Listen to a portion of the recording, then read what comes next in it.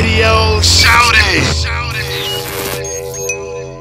Hot 1079, it's your boy B Hot Radio shouting A-Town, stepping in the building. I got my Cashville fam in this thing. Young Buck, what's good with it, my dog? Hey, man, sliding through, man, the right way. You dig what I'm saying? Making sure they know what's going on, man. It's an outbreak all around the world. You dig what I'm saying? And I just wanted to make sure I tap bases with the Mecca. Thanks. I mean, speaking of this outbreak, though, man, I mean, the COVID-19 got folks out here looking crazy. How have you been surviving this quarantine, though, Buck? Staying out the way, period. The quarantine and just the streets and everything. You know what I'm saying? Sometimes it's just good to be out the way. Honestly, you know, just outside of keeping yourself sanitized and wiping down everything, you know, I've been doing the natural things that anybody doing as far as in regards to the COVID-19 and trying to stay safe from that. Yeah. But truthfully, I put all my faith in God more than anything. So, you know, I walk out here and dib and dab throughout the corona when I had to. You dig what I'm saying? Give me a good prayer. I'll be praying to the cops while I walk in the grocery store. Lord, please let me walk up out of here without that. You know what I'm saying? Now, I mean, but the Outbreak EP, man, I mean, I had a chance to marinate on that banger with that Goody Mob sample on it all we do, man. I mean, that thing was hard as hell right there. Talk to me about that song and then break down the EP to me. I will, man. Listen, man. First and foremost, salute to the whole Goody Outcast. I'm raised on them, big boy. You know what I'm saying? Those dudes right there is real legends in my eyes. You know what I'm saying? So I always felt like, you know, we got a new generation of music that's riding through right now, so we can't never lose grounds to, you know, basically the ancestors, you know what I'm saying, in a sense, because they birthed the South in so many different ways. So, you know, when I heard the record, shout out to Young Self, he produced it, one of my producers. Yeah. It just like that whole vibe of that record, People Don't Dance No More. And it felt right, you know, and I kind of do music off feeling. So I just, you know, created the record. And, you know, honestly, I'm looking to make it bigger than what it is because soon as it got out, you know, Guilt stressed out. Shout out to Guilt. What up, though, Guilt? What up, big bro? Big bro stressed out. And I was telling them, you know what I'm saying, I think it's only right for me to do the remix with the Goody Mob. You dig what I'm saying? In the video. You dig what I'm saying? So he, you know, shout out to CeeLo. They all stressed out. And we trying to figure it out. You know what I'm saying? If all powers be and everything roll the right way, man, you know, the streets need that. They need to hear these classic records. And it's just about really bringing those records like that and never losing touch to that. So I kind of put my twist on it, and that's what it is. But, you know, that's one of the records on Outbreak. It's a 7-song EP.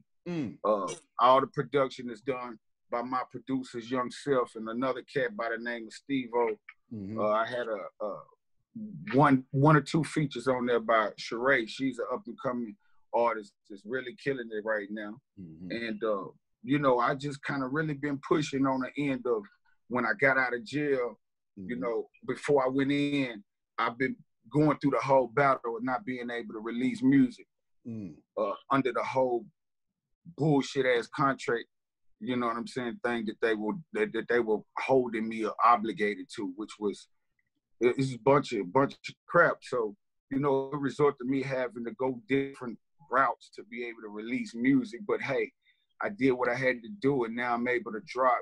And that's the thing, you know. Sometimes you got to lose a little bit to gain a whole lot. I realize, you know what I'm saying, and that's really what it was. It's like I've been almost blackballed and silenced in a sense by my once label, which was G Unit, in the sense of whatever was going on with me and 50. He sent out all kind of cease and desists on my music to Apple Music, iTunes, all these different things. So people wondering, you know, what's going on with Buck, and Buck being good, you know what I'm saying? It was just one of them things where I'm fighting a situation where instead of trying to handle it from a business aspect, and trust me, I tried to handle it in every kind of way, whether it was face-to-face, legally or whatever, and it resorted to me filing bankruptcy basically to get out of my contract situation. So, you know, I don't know if it's what he looked it to do, but technically my issues are more business with 50 than anything else. None of it was with the old rumor things that was running around and shit.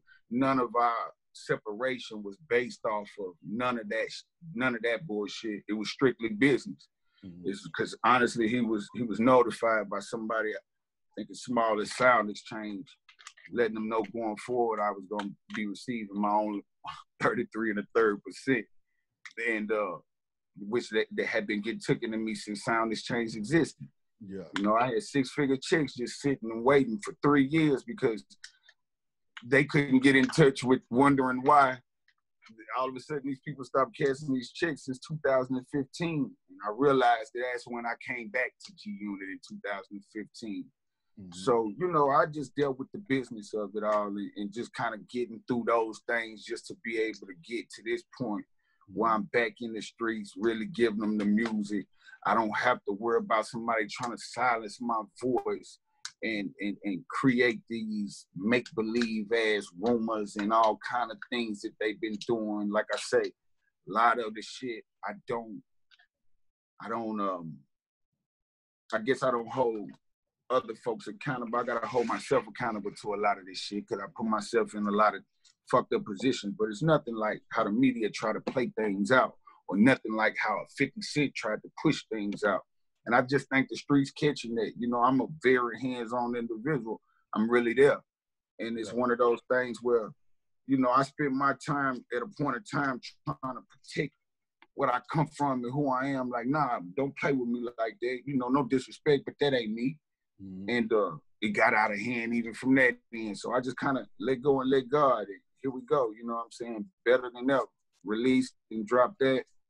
Touch number 5 on the iTunes chart. So we rolling. But what is that like for you, coming from the hood, then becoming a celebrity, and then having to deal with all of these different, you know, situations to where you feel like your name being slandered and all of this stuff, and having to keep your head up during all of these times, man, with the whole world looking at you? I mean, it's hard. I'm going to keep it real. You feel what I'm saying? It's one of them situations where I never in my worstest dream would ever think that I would be fighting some of the fights that I had to fight. But I've never, ever had the thought of giving up in nothing. So for me, it's always been a situation where, okay, you know, I guess this is another hurdle God want me to jump to get to where I got to go. So I kind of judge things from the end of, I'm good at accepting where I was wrong at. You know what I'm saying? I had no problem with apologizing and things like that. So I kind of, you know, respect who I am and respect myself before anything else. And just, you know, just balancing it out to be all the way just 100% honest with you. You know, I can handle this shit. I feel like I'm built for this shit no matter what a motherfucker may say or attempt to do. What really fucks with me is my children having to experience the things that I go through like that, because I got kids of age. You know, my daughters, one of them is about to go to college, and I got 3 teenage girls that's in high school and maneuver around here, and even my sons, you know, they active. So it's one of them things of watching my kids have to fight certain situations that make me, you know, say, okay, I'm gonna get all the way active with this individual. And then I think about, you know, sitting in that prison cell like I have done twice. And thinking about now, you know what I'm saying, I'm gonna go a different route. So, you know, it's just, everything ain't always good. Some days I might wake up and say, man, you know what, let's go hunting. I'm sick of this shit. If I catch him, I'm gonna do what I gotta do with it. You know, or some days I may say, hey, you know what, I'm cool. But I've been able to keep myself balanced throughout all of it. Salute to all, like, some of the real OGs, Big U, which manages me from the West Coast. Salute to the big homie, even OGKK from the A, you know what I'm saying? These guys that touch base with me throughout my life from the street perspective before any of this rap shit. So, you know, going through a lot of shit, shout out to Speedy. You know, when I go through a lot of things, you know, these some of the first group of guys that, you know, really reach out like, hold up, man, don't either put yourself in that position because you know what you stand for. We know, don't, you know, all the extra shit, you know, that, niggas have tried to do in a sense in dealing with me. Yeah. But like I said, I got the real ones that's been there. Salute to Boosie. Yeah. You know what I'm saying? He always played a neutral ground, you know what I'm saying, in the sense of things. And I respect that. But a lot of these dudes, you know what I'm saying? You know what I'm saying? I ran into him a few times and he had positive energy. Mm-hmm. You know what I'm saying? I like checking temperatures at this point. I'm in a place where I kind of listen a little more than I do talking because if the temperature ain't right, you know what I'm saying? I try to make sure I got something to bring the headache down. You feel what I'm saying? So as long as the temperature's good, I'm always good. You feel me? But the temperature it ain't right. I tend to adjust to whatever temperature that the room is on. You dig? I feel that. Now, I mean, but can we go through some of the history with some of these legends that you done worked with, man? I mean, like 3 6 Mafia. Yeah, for sure. With it, man, and being able to get down with 3 6. I mean, songs like Memphis and having that cameo where you went all the way up through there on that. What was that like for you, man? Oh man, that was everything in a sense, not just for me, but for the city, the state of Tennessee. That whole feature, one of the biggest features that I've done in my career. Salute to 3 6 Paul, you know what I'm saying, Juicy, A-Ball and MJG. Those dudes, they play a part and raised me. I got to get an utmost respect and honor to Scarface when it come to me in my career, because honestly, he the guidance from since I was at a youth to now. You know, Scarface has always been like the one behind Book that's really always gave me the game, and even up to now. So y'all keep him in y'all prayers with what he going through and stuff like that. But and Jay, salute to Jay Prince, you know, that whole, you know what I'm saying, family down through that way had embraced me before I became an artist of G Unit. I was in the streets running and just looking for a way. It led me to kind of rotating with a lot of different guys. Rest in peace to Pimp C, but those was the first guys I ever met, him and Bun, as a real youngster in the game trying to get on. And, you know, they gave me game to stick to me to this day. You know, I was excited about being able to come across Pimp and Bun, knowing who they were. And they was like, man, you dope with this shit, but I'm going to be honest with you, it ain't nothing we can really do with you right now. And I'm like, why? And then he was like, you know, honestly, Buck, we going through it ourselves. I can't ask you to come starve. And I respected it from that moment. And those happen to be some of the realest dudes in my life to this very day. Rest in peace to Pimp, salute to Bun, because, you know, they basically were saying, yeah, we can rock with you, but before I sell you a dream, man, I'm going to show you the way to go get it. So I kind of picked up that hustle through Pimp and knew to get out here, which led me to running into Baby Brian Williams at a young age. You know what I'm saying? And shit, man, like I say, it was points of times. Baby be dropping Lil Wayne and Turk off his school. I'm riding around with him in the NO doing what I do with him, you feel me? And BG and Juvie. See, I come from a whole different cloth, and I'm an open book, so it's like my story hasn't been told by far. I feel like damn near brand new artists right now at this point. You feel me? Yeah. And to a lot of them, they consider me a legend and things like that. It's hard for me to grasp to that because I don't feel like I've touched that status. But I realize where a lot of it come from is just the success of the G Unit happened so fast and it was so much. But technically, man, I only done put out 2 solo projects internationally my whole career. They both multi-platinum, but still, I got a lot more to do, a long way to go. You know what I'm saying? So all my hurdles and roadblocks and shit is out the way now. So I'm trying to get to it in a real way. And I just want to make sure that these artists stay consistent, you know, not relying on 1 or 2 records, because them days over with when you got an individual like me that's going to push this music to these streets, you know, from top to bottom, where they can put it in and 1 through 7 or 1 through 10 or 1 through 12. You know what I'm saying? I just want the artists to let's lay into the art a lot more, and nothing wrong with nothing that's going on with the industry or none of the music that the youngsters making. I'm not one to get on here and hate for on none of that shit. I like a lot of this shit. I don't give a fuck if they, you know, not as lyrical. A lot of people like to down, man, that shit ain't rap or whatever. That shit bumping, you know. that's how I look at it. A lot of these youngsters' music, I just say, you know, let's keep on pushing the line, keep being creative as much as possible, because you know who you know can get you here, but what you know will determine how long you stay right here, dead. Facts. But when you speak about Pimp C, though, man, can you speak to your relationship with him and the game that he laid down on you back in the day? Oh man, I mean, I spent so much of my life around Pimp that it's just so much I picked up. One of the things I've always learned about Pimp is independence. You know what I'm saying? He was very, very driven about ownership. You know what I'm saying? He believed in getting in. He wanted to always let me understand to own as much as possible of your career, period. Not just your masters, but own your career, own what you're doing. You know what I'm saying? And you know, he was very business minded as well as what we hear on the mic. He had the business to go along with it. And he just used to always encourage me to you know, be strategic with my moves that I make. You know what I'm saying?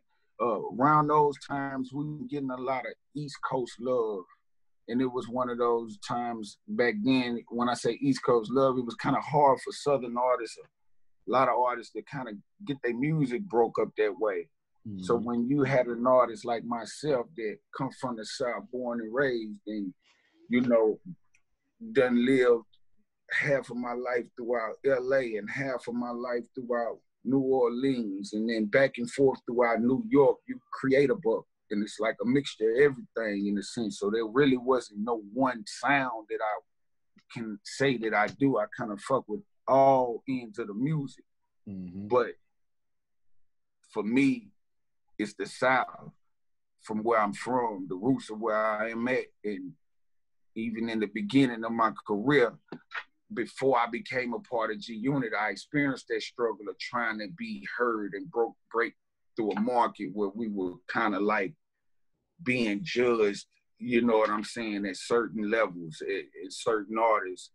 And, you know, I found myself becoming a full brother to a group of individuals I never spent a day in my life with growing up, that happened to be from an area where it was even hard for a Southern artist to even break through, and became a part of a group with these dudes to sell millions and millions of records. So what I done is not only took some of the game that Pimp gave me, but I did it for the South, truly. I took what Pimp was giving me and showing and watching him trying to break these walls and molds down to get us heard. Yeah. And I found myself having opportunity in that position of being amongst, you know, some dudes that come from the same environment. And I did exactly like what I did. I took so much advantage of the opportunity. That's why I'm right now where I'm at.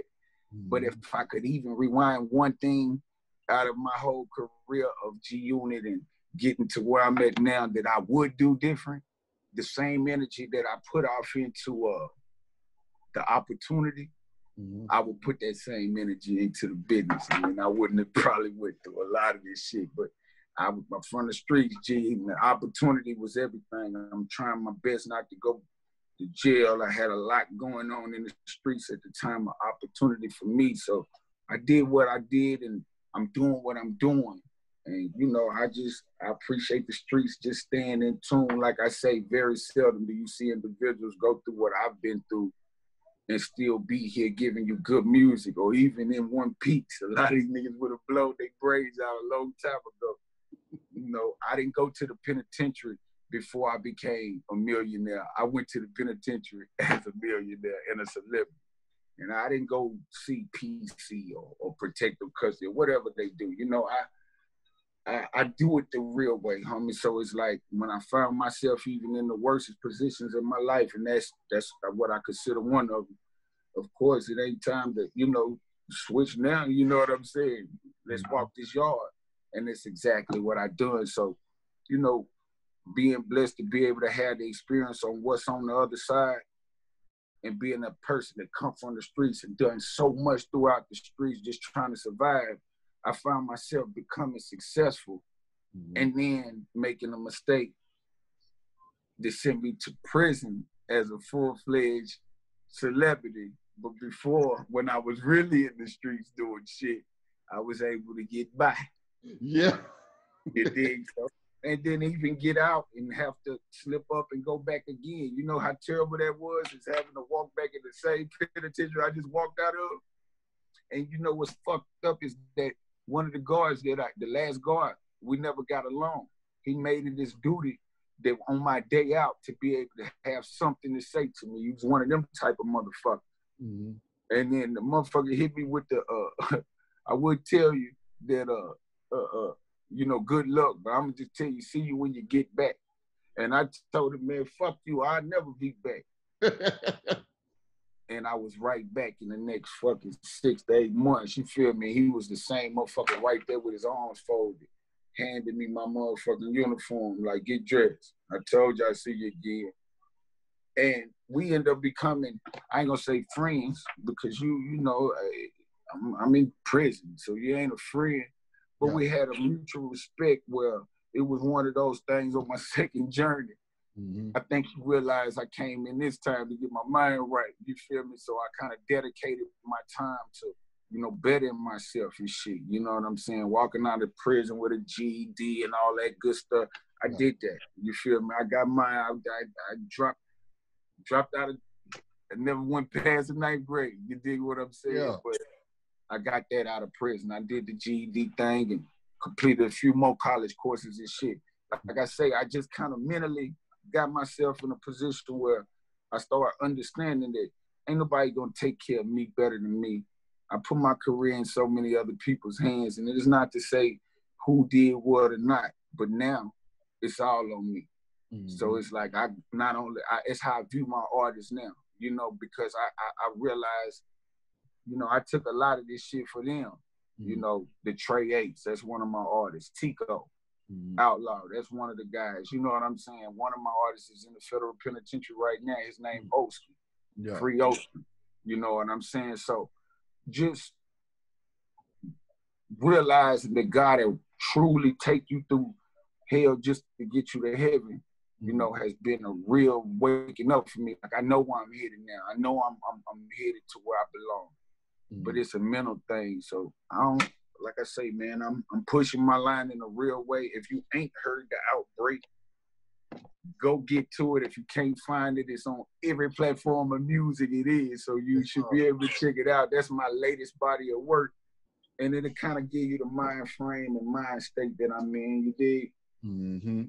Now, when we go back to this G Unit, man, and you having the opportunity to share your platform with other Southern artists, man, I mean, Banner, Flip, T.I., Luda, working with them boys at the same time, what was that like bringing the South with you on that journey? That was everything, you know, it still is, you know, like I say, man, the roots is always, I've always been about the South. I've always been about, you know, showing how our culture is like every other coast does. And I've been the one that come from the South, but being a part of the East Coast and the West Coast, that all of those cultures rely on me. Mm-hmm. So me sticking to my roots, I feel like I have to bring the South to these different coasts, even though I'm a part of these coasts.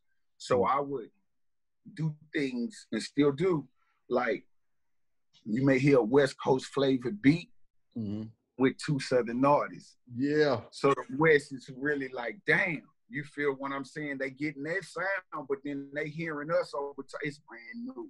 You know, versus then staying into the same sound. So just different things like that. So working with David Banner or Ludacris, they always been my favorites. And just to be able to be a part of it, and even Flip, I think Flip was just in my city not too long ago. I was kind of out the way. I couldn't catch him though, but salute to him. And even Tip, you know, I'm gonna tell you a quick story, like how the Ludacris and the Tip record Stump came about. You know, those records right there are like, to me, statement records for the South, because it shows the lyric, basically the diversity of the lyricists, Southern lyricists, than any other lyricist. So you had Tip, who basically was speaking on what he spoke on out of that record. And he was the first feature that I was looking to put on Stump. Mm-hmm. And when he came back with the record, he had a line on there where he was like, me getting beat down, that's ludicrous. You know what I'm saying? And yeah, me and shout out to 2 Chainz. 2 Chainz like a bro of mine. You know what I'm saying? So after he kind of caught the wave of the record and heard it, he was like, yo, bro, you got to let Chris hear that. But I really didn't have a lot of knowledge of their issues of what was going on between them. Still to this day, I don't. I just think it was good for hip-hop. Anything them two do right there, they can't do no wrong, especially for the sound. Yeah. And I respect how they handle their business, even with whatever they got going on. Them two solid dudes to me. So, you know, Luda ended up hearing what, you know, Tip did, and was like, yo, I'm jumping on this motherfucker. You know what I'm saying? And that's how it came about, just natural Southern way. I guess Southern hospitality. He's like, I'm going to bless you with the record. You feel me, with my verse. And then, you know, Luda got his shot back. You know what I'm saying? Please stay off the TIP of my good. You know what I mean? But it was one of those things where it wasn't nothing that I tried to go make happen. They got issues. No, I didn't know. I'm just a fan of both artists. The record come about, it happened that way with no blows or gun bullets, nothing thrown. It was good for hip hop. It was something that was exciting throughout those times. And that's what I like to see. You know what I'm saying? You know, a lot of people root to say, I really love what, well, I'm gonna say this. I really respect what Timbaland and Swiss did with the verses. With the verses challenge. That thing there is just dope. You know what I'm saying? And I would like to see it in real life. You know what I'm saying? In the sense of not so much, some of it ain't gotta be challenged. I realize that some of those challenges have never collaborated together.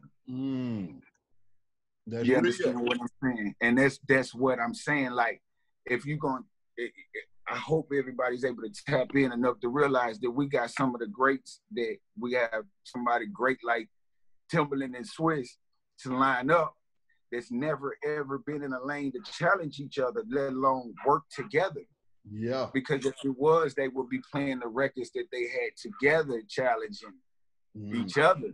Yeah. So some of these artists should take in from that part of the verses and realize that, okay, now we need to work together, or it's this time we do that. And that's what I picked up the most about it, something like that. Like, damn, you know, it'd be dope to hear Jeezy and Gucci on the record together.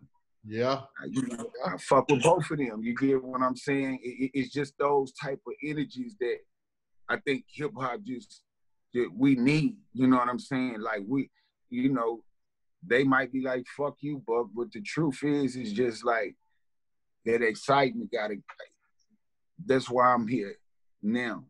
Other than that, I'm good. I'll stay out the way, but I'm back in the way because I choose to bring that excitement back to this shit. Ain't no telling when I'ma drop it. Ain't no telling what I'ma do. Ain't no telling what the fuck I'ma say here. Ain't no telling who going and all that shit. You just don't know. And that's what I want to kind of create with my career and bring that feel back. You know what I'm saying? That exciting feel, like, shit, you heard that? Oh, you heard what the fuck you just said on there? You know what I'm saying? That's what I was breeding on when it comes to music, you know? Being able to work with all of these different crews, man, I mean, what do you feel was your best time in the industry, Buck? My best time is yet to come. Ooh. Honestly. I think everything that I've done in the past, I got good times that I can speak on from in the past. One highlighted moment of my career that I dwell on and like to speak on is watching Future become what he is to the world. Yeah. And I remember at a point in time that I was doing a record with Rocco in my city. And I think Future at the time was rocking with Rocco, and they were moving, you know, the thing. And we had done a record together, and it was me and Rocco. Rocco was like, yo, you can put my artist on the record. And I was like, hell yeah, bro, you know. And he put Future on the record. And at the time, I didn't even know who Future was. The world was catching on to who Future was. And, I think DJ Scream and DJ Smalls was the one who was actually putting that mixtape out. And I had gave them the record, And at the time of the record, I don't know if it was because of the timing of it or whatever, but they removed Future's verse from the record. You know, and I didn't remove his verse, but they had removed his verse. I don't know which one, but I didn't remove him off the song, you know. And when it came out, I watched, I ran into Rocco and he was like, man, damn, man, what happened with my artist? And I was like, bro, I had, you know, I didn't do that. You dig what I'm saying? I didn't pull him off the record. But to watch him become what he became and knowing that he was an individual that I touched bases with, you understand what I'm saying? And kept that same energy going, and to become one of the greatest that's doing this shit right now for the South is exciting for me. Like I say, it shows, you know, facing adversity, because, you know, I don't know what he really felt at the time, but Rocco was like, you know, he was looking forward to hearing that, bro. He wanted to be on that shit like that. And I'm like, damn, dog, I apologize. I ain't do it, you know. So, you know, those are good moments to me to see people prevail, but the best is yet to come from me. Musically, in every kind of way. Like I say, music only been a stepping stone truly for what I truly wanted to do, want really to do, and that's to, you know, fuck with the movies and a lot of more different things with this game. So it's just the best is yet to come, man. I just done had a lot of good times though, that's priceless. I've had music take me through 2 passports, you dig? What is that like though, Buck? Coming out of Tennessee as a young country boy, and then next thing you know, you all over the world with it though, man. That shit is amazing, man. That's one thing I'll never take away from G Unit or 50 Cent. It's giving me his platform to be able to become what I became. You know, our issues became problems after money became, you know what I'm saying, plentiful in a sense. Yeah. You would think that those things would heal a lot of the wounds, but that shit started to make a lot of shit worse. You know what I'm saying? And, you know, he was very smart at the time about branding us overseas before artists were really being branded or even thinking about going overseas. So we were, I mean, fucking big in fucking countries like Italy, and I mean, to this day, we still are, but, you know, I've been everywhere from Africa to Japan to, you know, Iceland, Greenland, you know, these places where that you couldn't imagine going, you know what I mean? Belgium, Denmark, any of those places, London, of course, you know, just all over the world is kind of very, very, we've been in the spots where we was told we can't go. And 50 was very good about going in those type of spots, you know, because he was aware that, you know, of course it's hate, but it's more love than hate. We still gonna get out here, you know what I mean? Yeah. And just seeing the different cultures, you know what I'm saying, and watching, you know, honestly realizing it's a ghetto all over the world. Seeing Black people, all different nationalities of different people still be impoverished in the same environments that we come from over here, but just in a different setting. Yeah. The police has still been the same. Rest in peace to George Floyd. Today is his funeral. I can't get off here without giving him his. Exactly. And the whole support of the Black Lives Matter, you know, I'm down with it. You dig what I'm saying? I think the most important part of everything at this point is the verdict. You know, everybody has made this dramatic change as we should, and we've taken a positive spin to things from the way the media was trying to portray us as people, Black people, and realized that it wasn't us doing a lot of the looting. It wasn't just us doing these things. So a lot of these things that has came to light, you know what I mean? I salute to Trey, man. Trey and Stack, for sure. Steven Jackson. Those dudes, bro, are true leaders, bro. True brothers that really, you know that it takes a world to move a mountain sometimes. You get what I'm saying? But that mountain can move. as long as the world is moving in the right direction and pulling at the same amount of strength. And that's what's happening now.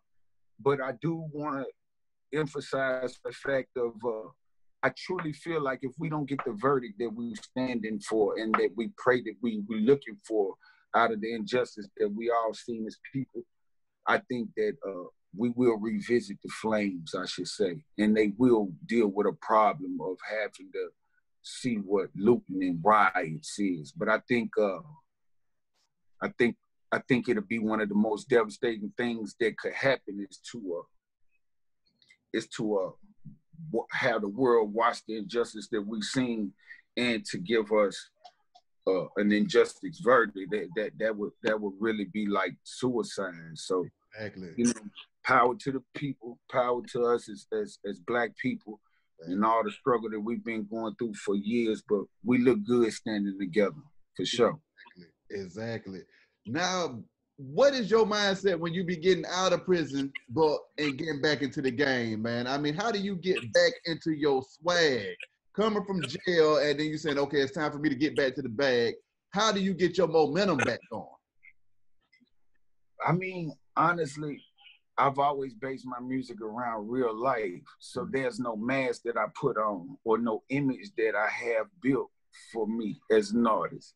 So the things I go through in life, it's like my fans and the people that pay attention to Buck or hear me, they go through it too.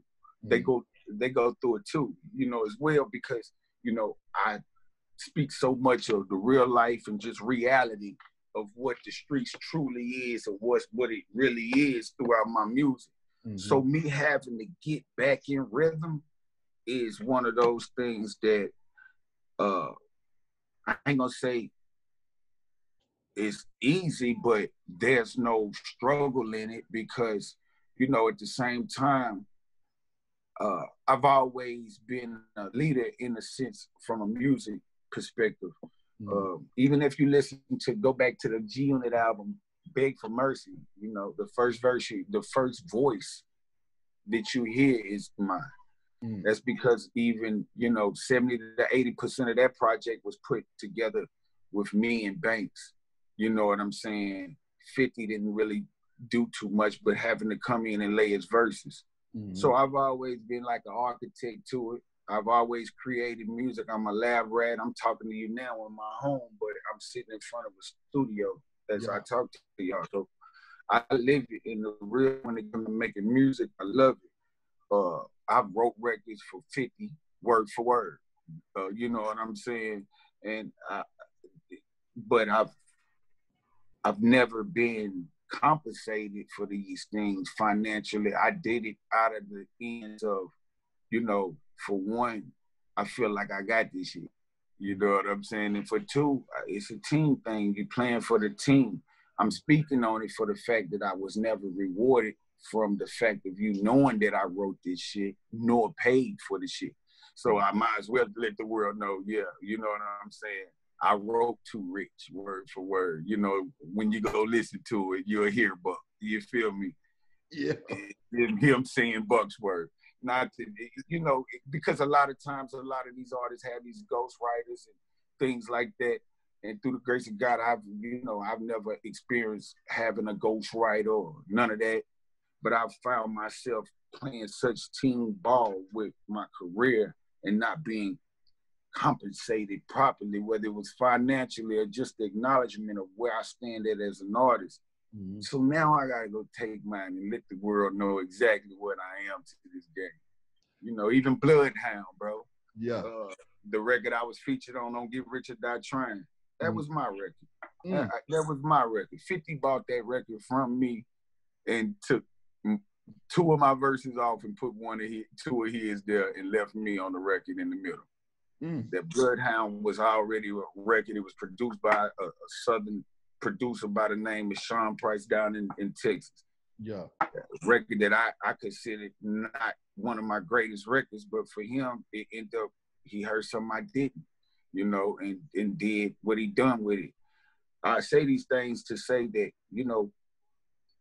my career didn't just start with G Unit, man. I'm a product of the music in a real way. You dig what I'm saying? So I got a lot to offer, bro, for real. And I just really appreciate you tapping in Hot 107 itself because they got the platform in the A, and they really, you know, y'all guys really been solid throughout my career, period, just being able to touch bases. But it's been a while since I've been able to touch bases on certain platforms like Hot 107 or any of these major different platforms, bro, and holler at a lot of people since I've been going through so much.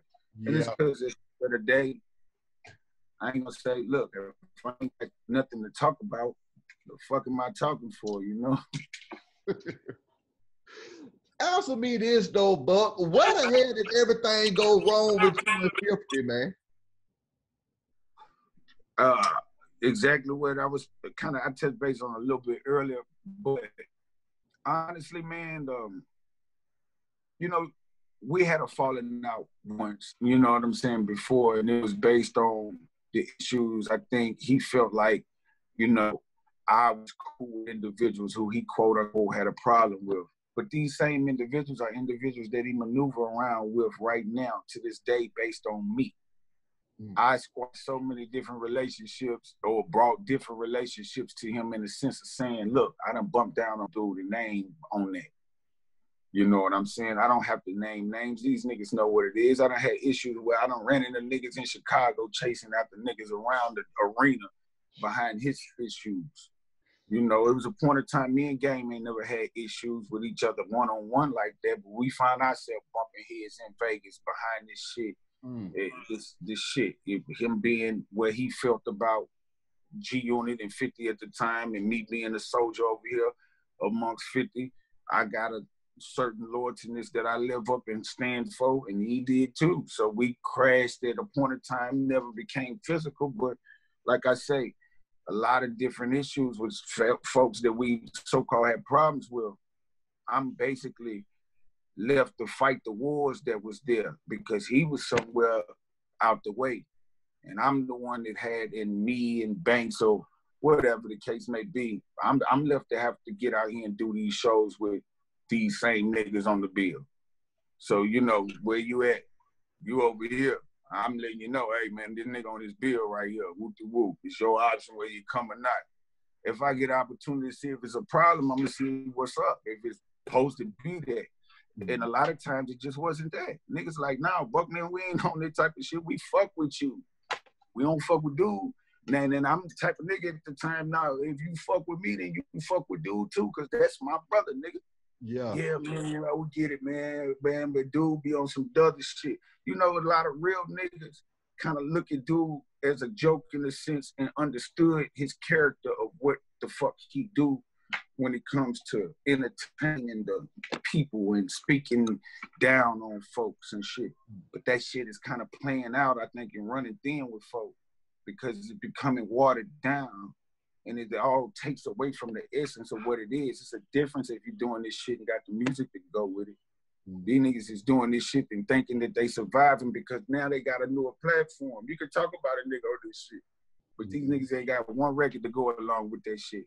That's why I respect Rick Ross and Game, shit like that. Because even though we had issues or they had issues with 50, no matter what them niggas was doing, they kept the music going. And that's why the niggas is still doing what they doing with the music right now. You can't name a fucking record coming from G-Unit in the last past 5-6 years of what was a big record. And like I say, when I say what went wrong is that, you know, when you're dealing with somebody who's ego-driven, that's driving the ship, then you need to have a choice. A nigga that's on his own 10 toes become a yes man. A lot of these niggas chose to be the yes man. I stand on my own 10. Nigga, I'm just like you. I'm gonna agree with a lot of things and I'm gonna disagree with a lot of things.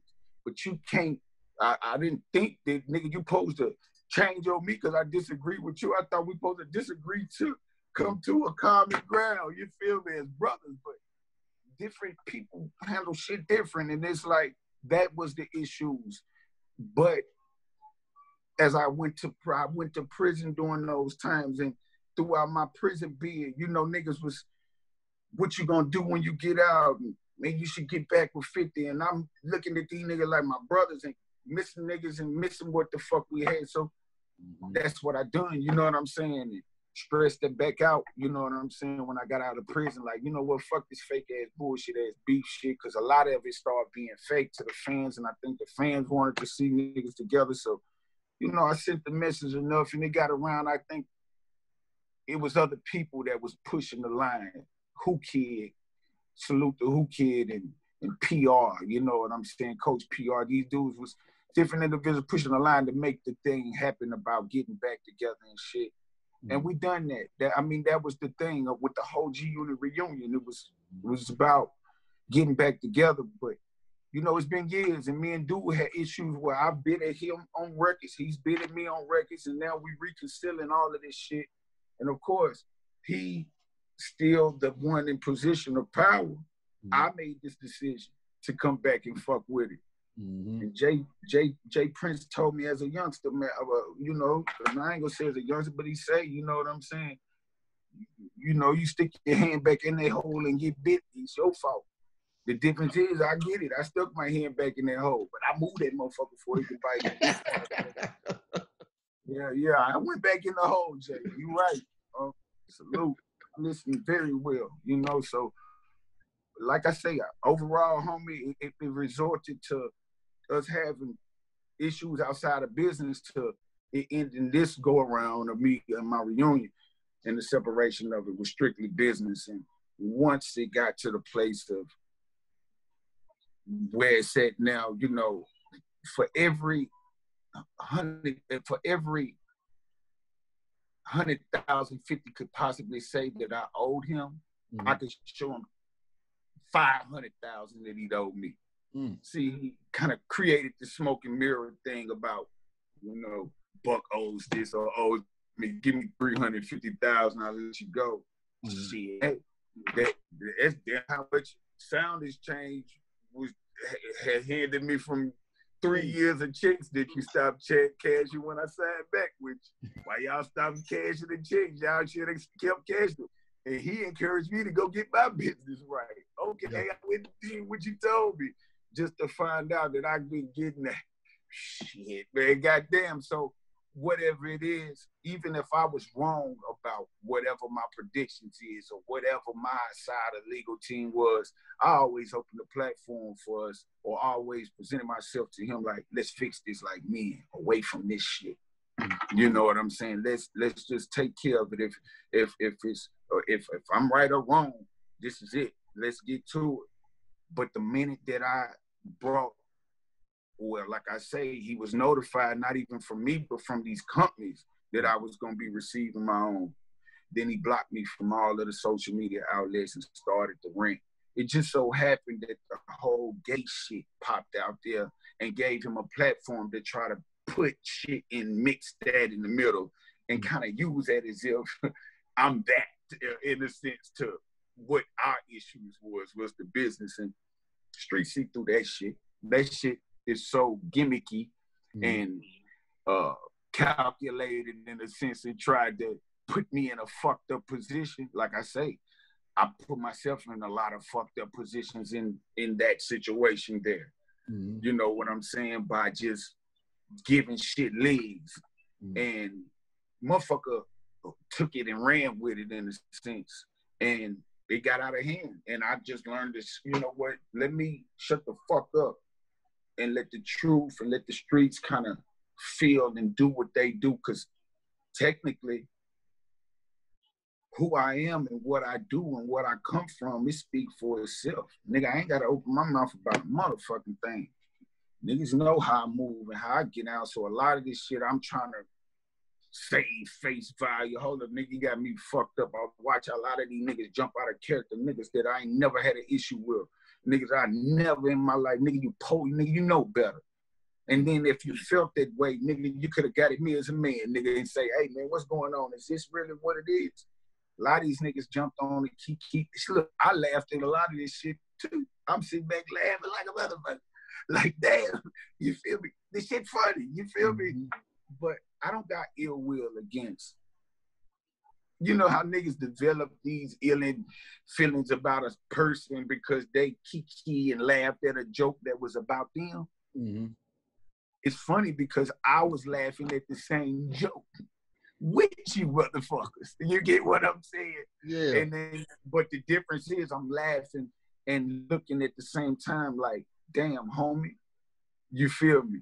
That's how you feel, because I'm stretching out to you, and not only is you stretching, not only is you laughing, but you're not stretching back. So I know where you stand at. And like I say, I don't do a lot of naming niggas and doing that shit.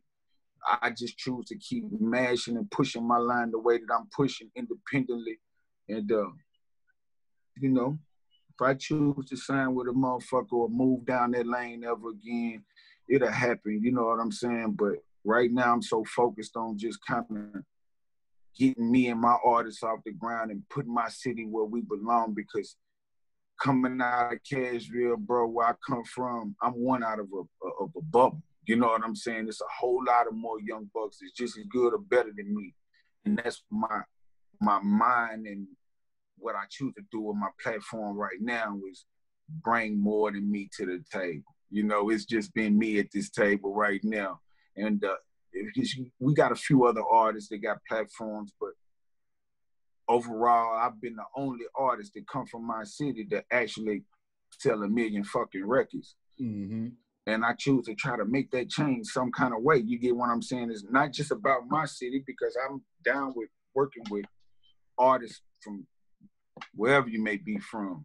Mm-hmm. But I just feel like I come from this place where we in it's like a needle in a haystack, like a hidden gem here, bro. And it's just a different level of talent because of what we've been based on.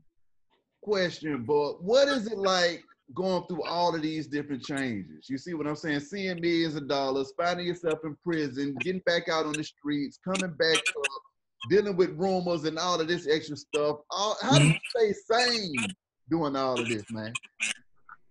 Prayer, man. Let go and let God, bro. Listen, man. That ain't me just saying. A lot of people, I think, say those things like that because it sounds good. Yeah. And for those that do, man, actually do it. It feel better than it sounds. Mm-hmm. You know, for me, I actually have had to, you know, tap in with high power in a real way just to be able to maneuver and keep going forward. Mm-hmm. When you got your back against the wall, or you're going through situations where you lost everything. Like I've been through bankruptcy and lost everything and went to prison behind it, got out and going through different shit. So it's just about knowing that, you know, nothing's gonna change until I decide to change. Mm-hmm. And when I really started to pay attention to that, then I started to see a little shit change for the better within my life. Mm-hmm. So I focus on self before I try to focus on anybody else. I can't tell you what you need to do with your life when I know I need to fix some shit in my own. You get what I'm saying? And the problem is a lot of these dudes try to educate a lot of people on what they need to do with their life, and then the people you trying to educate looking at you like, nigga, you ain't even doing that shit. So I'm just living it the way it really truly is, trying to become better than what it is. And then when I face adversity, whatever level it's at, I go head on with that shit. I ain't tripping. You know, I feel like I fear no man but God, and that's because I ain't met him yet. You dig what I'm saying? So it's what's the worst is other than death? I've been to prison. There's no time, no playtime, or no wasted time in my life like at this point. You dig what I'm saying? Everything's serious. Everything's on time. Everything is on schedule. Everything is about business, and everything is just, you know, the way it should be, you know? When you speak of meeting God, when you got shot and almost died, what was going through your mind at that time? Man, I'm gonna kill them niggas when I get up out of here. I'm being honest. I wasn't praying to God. I prayed to God. I prayed to God when I felt the barrel coming up the cover, because I knew a nigga was searching for my head, because he didn't just start tapping me up. I was laying on the floor, you know what I'm saying? And I couldn't move because I had like a big motherfucker beside me, but the niggas was on my ass so fast with the chopstick, like, nigga, don't move, and I'm laid in the floor. And through the grace of God, I had a individual that was in the house that, you know, he did what he was supposed to. You know, he ended up, you know, kind of saving the situation by shooting, you know what I'm saying? And in the midst of that, you know, I got my ass up out that flow trying to get in a cooler spot and got hit a few times. But I'm honestly talking about it, trying to think, where did I at? Yeah, I guess after I got hit, I crawled in the corner and it was so many shells and the walls and shit was flying off. I bawled and covered my head. Yeah. And I prayed to God that I didn't get in there. I was asking God, please don't let me get hit in the head. I don't know why, but that's what I was asking God. Don't let me get hit in the head. Because like I say, I couldn't hit. I'm shot up, nigga blow my leg and have my arm off. But, you know, those things you go through when you're in the streets, you know what I'm saying? Rest in peace to the shooter. Yeah. Dig what I'm saying? Yeah. In real life, he's no longer here no more. I don't know what happened. You feel what I'm saying? Mm-hmm. But things happen in life where in those environments, shit happens. You know what I'm saying? And I just happened to be a youngster that was in that environment, and shit went left, and I got hit out of it. And, you know, I think the most interesting shit was out of it was that fucking police. You know, I remember being rolled in the hospital and shit on the bed, and the police was like, "Yo." He was talking to one of the guys that was dropping me off at the hospital. He was like, "Yo, what happened back there?" He was like, my partner was like, "Man, I don't know what happened." He was like, "What you mean you don't know what happened? Explain this." And he held his shirt up. And I was on the stretcher, but I even hold my eyes up to see what that nigga was talking about, the detective and shit. And the nigga had a whole row of bullets. And you could tell where the wind, I guess, had came by. And it was clean-cut bullet holes, still had the burn marks on them in a row. He said, "Explain this," and grabbed his shirt.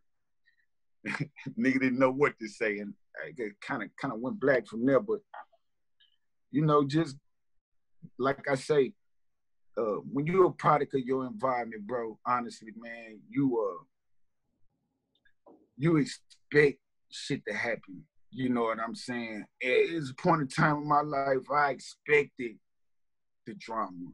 I expected that it's a strong possibility I might go to prison because I was in that environment where all of these things was there. So I was aware and know what I signed up for.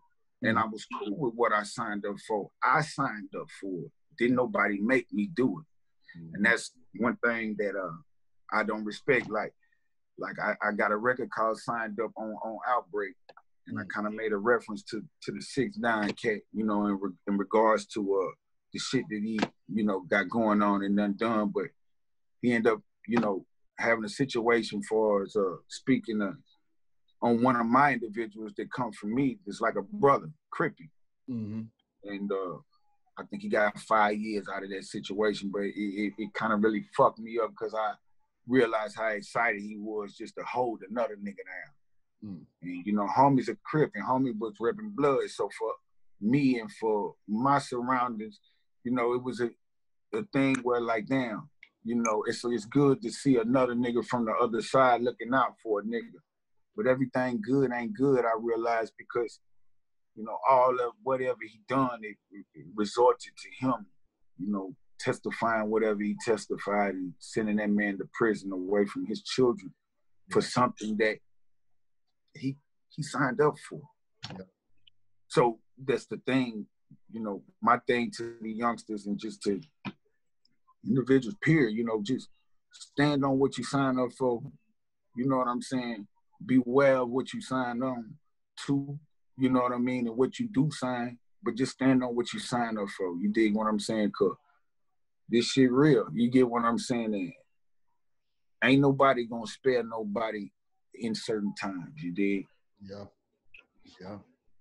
Now, on the music side of things, Buck, I gotta get into that 10 mixtape series, man. You I was one of them series where you had a bunch of bangers in this thing. First of all, why did you call it 10, and then break down how you came with it? Hey, man, honestly, that's one of the dope dopest mixtape series, I think, not just by me, but just been done. It came basically with me kind of keeping the 10 with what I do. You know, I basically came up with the idea of dropping 10 mixtapes in 10 months with 10 songs. You dig what I'm saying? Yeah. Kind of got delayed from me going to prison and getting locked up and shit. But I kept it going and still got them out. I think I started with 10 bricks, 10 bodies. Man, there's so many of the motherfuckers. I'm damn near done forgot. 10 felonies, you know what I'm saying? Drinking Molly, man, that was hard. 10 plugs, there are 10 bullets. There you go. They drinking Molly, you know. And like I say, it's something else that I'm gonna do just to keep that going. I like creating a mixtape series and giving people the energy of, you know, that, like I said, that excitement of waiting on something to come. And I take pride in my work, man. I treat anything that I do with this music like it was the last fucking verse. I don't give a fuck if it was a feature from an unknown artist, nigga. You come over this way, if your shit ain't together and I decide to do the record, then nigga, I'ma spank you. You feel? Cause I gotta do me on anybody's shit. So it's like, you know, the whole mixtape series is dope, bro. And it got delayed a little bit, like I say, with the cease and desist. A lot of people who's had those records found that one day they woke up and went to iTunes or Apple Music or whatever platform they get it from, and it's no longer there. That's the whole shit 50 was doing in my career by trying to silence me and doing shit like that, and basically trying to lay claim to my catalog, meaning that's a part of those 10 was a part of my catalog.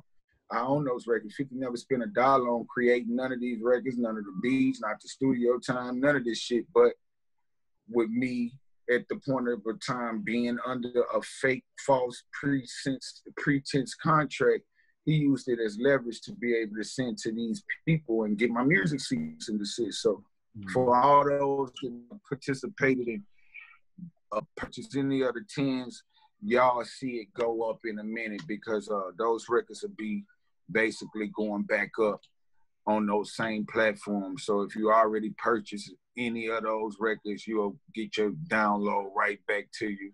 And if you haven't, then just get on your shit and get bucked. You dig? Exactly.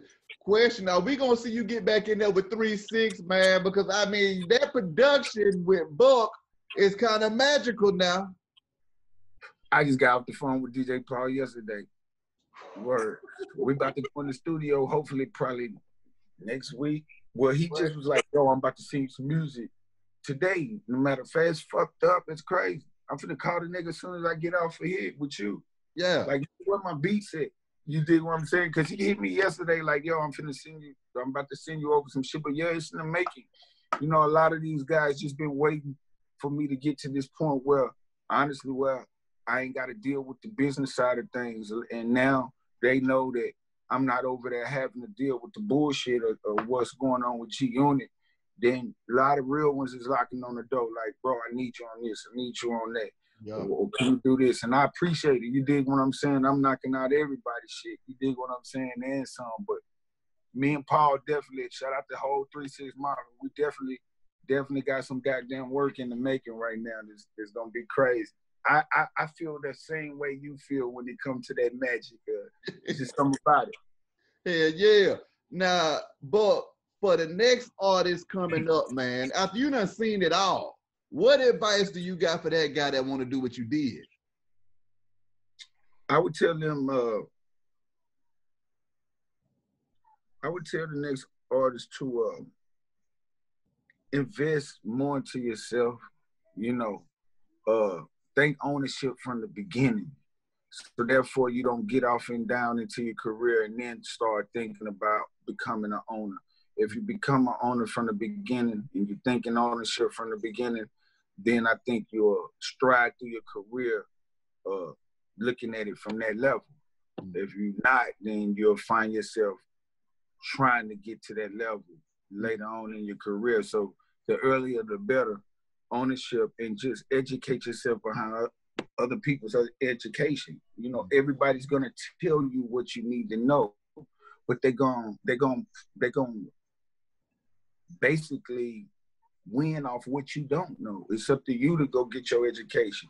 These niggas will tell you all kind of shit with this game. I I bought so many dreams that's why I don't sell them. Shit, I done bought so many of the motherfuckers. I can't sell nobody expensive the shit that I bought. Yeah. So if you me, the fuck I look like telling a nigga I'm gonna do this and don't do it. You know, I bought those dreams. So I don't sell dreams. You know, be careful of definitely what you sign and what you obligate yourself to. And just keep God first. You know what I'm saying? That's what I always resort to, because throughout all this shit, no matter what I done been through, you know what I'm saying? I done always kept that relationship. It ain't me walking into church every Sunday. It's just me giving this and giving him his, because technically none of this, or not even me, will be able to give nothing that people even enjoy if it wasn't for him. Mm-hmm. So as long as you stay in tune with high power, mine is Jesus Christ. Some people is Allah, you know, some people is, you know, different religions, but as long as you're in touch with whoever your high power is, G, I think that's the number one rule before you do anything. And shit, go forward, man. Consistency is the key. That's another thing, you know. Consistency will keep you there forever. Mm-hmm. That's you got a decision with music almost. Mm-hmm. You can either do it for the moment or you can do it forever. I've been raised around the longevity guys. The guys that I've been able to get the game from is the Pimps and the Scarfaces. And these dudes create timeless music, man. You can play a record right now and you know from one of those names, you dig what I'm saying? And yeah. So it's about creating timeless music or whatever you choose to be. I'm a longevity nigga, so I'm focused on timeless music. You might be a for the moment nigga, so you do what you gotta do for this hit for the moment and make it work for you. But find whatever works for you and do it, legal or illegal. If it's working for you, do it. Back to the Pimp, but with you knowing him before you blew up, man, and then after he got out of jail and you being one of the leaders in the South at that time, what was that like when he came back and seen you handling things? He was proud of me, man. He speak on some shit in the music. He said, I'm down with Young Buck and Young Buck down with me, but ain't no some getting them for 10 a key. He wouldn't fucking lying. You feel what I'm saying? He is that type of nigga. He just like, hold on, you know, I have the brand of 10 a key. Yeah. And a lot of the streets was like, man, what the fuck is they going for? Man, that nigga, you know what I'm saying? And honestly, from a street perspective, you know, I look at it from an end of when I speak on that is the knowledge of knowing that was possible. Let me say that much. You know, it was possible at those times. But, you know, I spoke on it like that. When he come on, you know what I'm saying? He enjoyed everything with my career. And that was one of those things where he felt like, let me give him the real, even though when he said what he said, on the sense, and it was the truth. It wasn't that low out here. You feel what I'm saying? I'm gonna be honest. But it just shows you what type of individual he was. He was all the way authentic. Yeah. You know what I'm saying? And I used the Tennessee brand based off the fact, like I say, shit was real at a point in time. You feel what I'm saying? And Pimp was just, like I say, man, he was just the real deal voice of the South. He was a leader, man. And not just me, I think we all miss Pimp C, man. Yeah. When you speak of Jay Prince being able to get the game from the Godfather himself, what was that like, man? It's an honor, first and foremost. You know, it's an honor to even be able to speak Prince's name, period. Right? That's no cap. You know, he's an honorable man, period. I'm gonna be honest, I ain't never seen nothing like it. As far as the overall, he's named the Godfather for a reason. He is the Godfather. You know, just I don't really want to elaborate too much when it comes to Prince. It's that serious. But I just say, you know what I'm saying?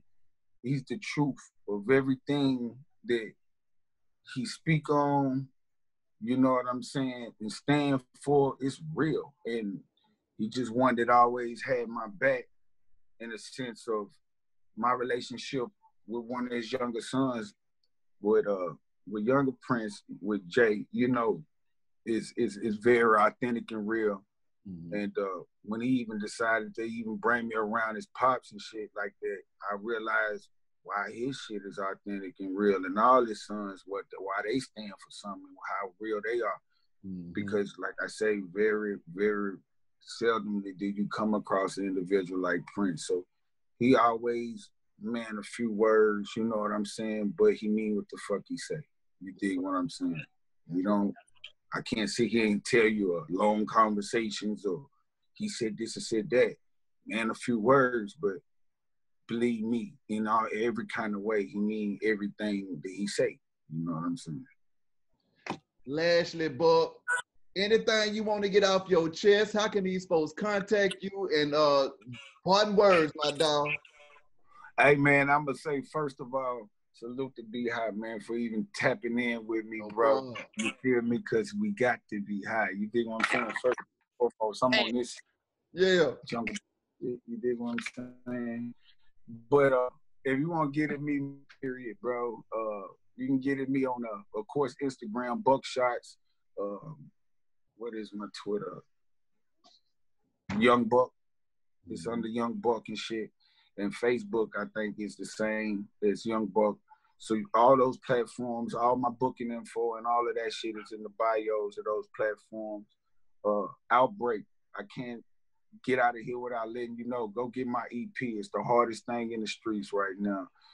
I let the music do the talking for me. Man, stay focused. Rest in peace to George Floyd. Keep on pushing, man. Stay down, man. And I'm right here, man. Hollywood, you need me. You dig what I'm saying? Already. Appreciate you, before I get out of here, I gotta put y'all up on this real quick. I'm about to hit y'all real quick. Shout out to Saint Symphony. If you can see this shirt right here. Yeah. It's my Cashville brand. Okay. And this is basically, this is under the Cashville line. These shirts are made by Saint Symphony. So for y'all to know Saint Symphony, they one of the top guys in the clothing industry. They're not a cheap piece of wear, none of that. So I'm basically about to come with the whole Cashville line as well with the David Brown collabo, Dope Boy University and Dope Girl University on the clothing end. So y'all be looking out for that, man. And just keep supporting you and yours, man, and keep pushing.